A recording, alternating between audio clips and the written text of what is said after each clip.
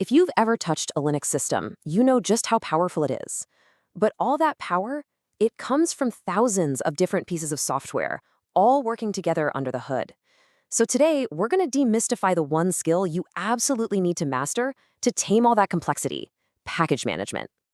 I mean, really think about that for a second. How does a system with literally thousands of moving parts, all built by different people from all over the world, not just collapse into a giant, tangled mess of errors and conflicts? Well, the answer is this surprisingly elegant system, and it's really the secret sauce that makes Linux so stable and reliable. And the hero of our story today is something called a package manager. Honestly, the best way to think about it is like a super smart librarian for all your software. It doesn't just go find a book for you, or in this case, a program. Oh no. It meticulously tracks every single other book that one needs to make sense, making sure you get the whole set every single time. So let's kick things off with Section 1, Software's Librarian. We're going to start with this core concept and really dig into how this librarian brings order to what could be total chaos, and in the process makes your life a million times easier. Moving on to Section 2, two families, DEB versus RPM.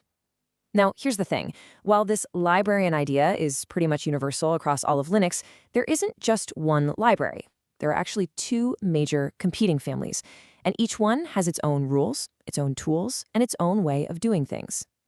On one side of the ring, you've got the Debian family. This is the foundation for huge popular systems you've definitely heard of, like Ubuntu. Their packages come in files that end with .deb. And on the other side, you have the Red Hat family, which powers a ton of corporate servers with systems like RHL, Fedora, and CentOS. They use .rpm files. Now, they both have the exact same goal, but, and this is critical, you cannot mix and match them. Knowing which family you're working with is step number one. Okay. And this is where it gets really interesting. Each of these families has two different kinds of tools. You've got your low-level tools, DPK and RPM. Think of these like a librarian who can only handle one book at a time. You ask for a book, it gives you that book. But it has no idea if that book needs 10 other books to actually be useful.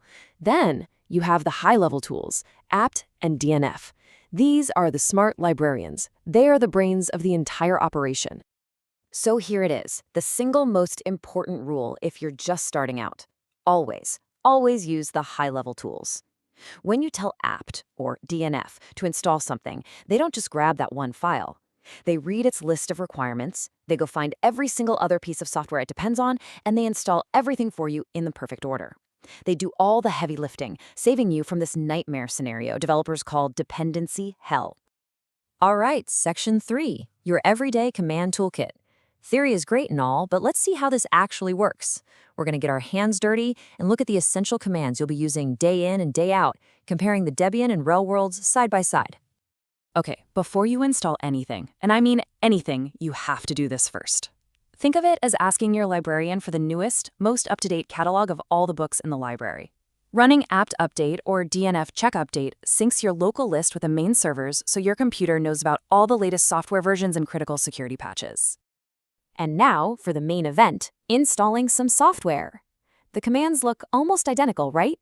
But look closely at that crucial difference, the name of the package itself. The famous Apache web server is called Apache 2 on Debian and Ubuntu systems, but it's called HTTPD on Red Hat and Fedora systems. This is a classic gotcha that trips up everybody at some point, so it's a super important detail to watch out for. Getting rid of software is thankfully just as simple.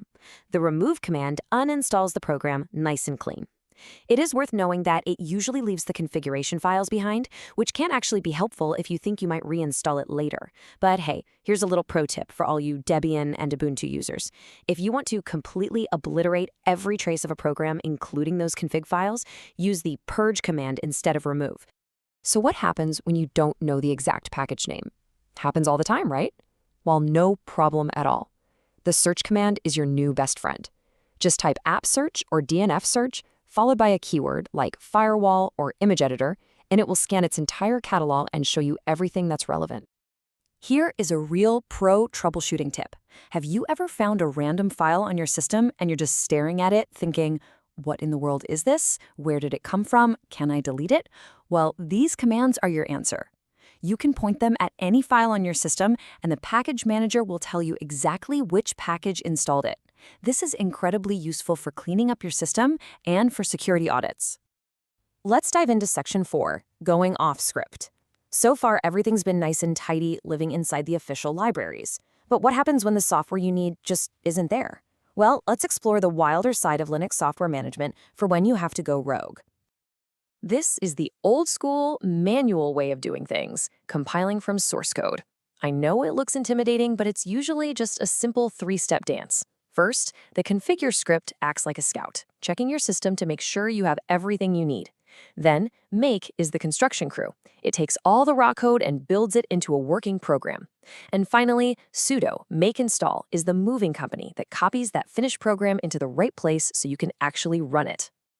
Now, let's talk about a fascinating but kind of dangerous tool you might need in an emergency. Let's say you're on Ubuntu, but the one piece of software you desperately need only comes as a redhat.rpm file. Well, a command called alien can actually try to convert it into a .deb file that you can install. It's a really clever trick, but it comes with a major, potentially system-breaking catch. And here is that catch. This is the big flashing warning sign. Using Alien is like performing a risky organ transplant. The new package just wasn't designed for your system's body, and it might have all sorts of hidden problems with its dependencies. It can cause things to break. So please, only use this as an absolute last resort when you have no other choice.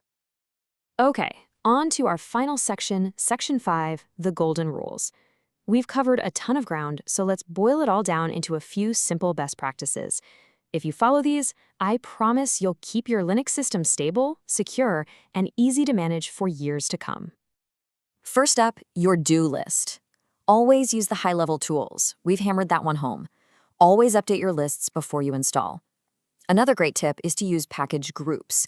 You can install something like development tools, and it'll pull in dozens of related programs with just one command.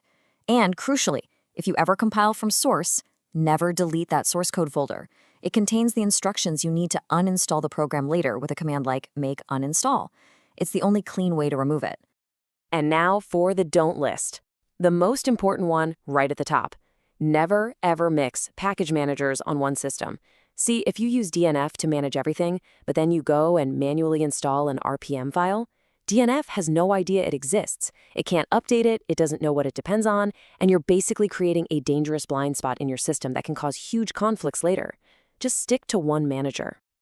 Look, if you remember only one single thing from this entire explainer, let it be this. The golden rule is that official packages are better than building from source. They are tested, they are integrated, and they are managed for you. They are the path to a stable, secure, and easily maintainable system. Building from source is powerful, yes, but it should be the exception, not your everyday rule. And that's really it. By understanding these two big families and just following these simple best practices, you've unlocked a core skill of using Linux.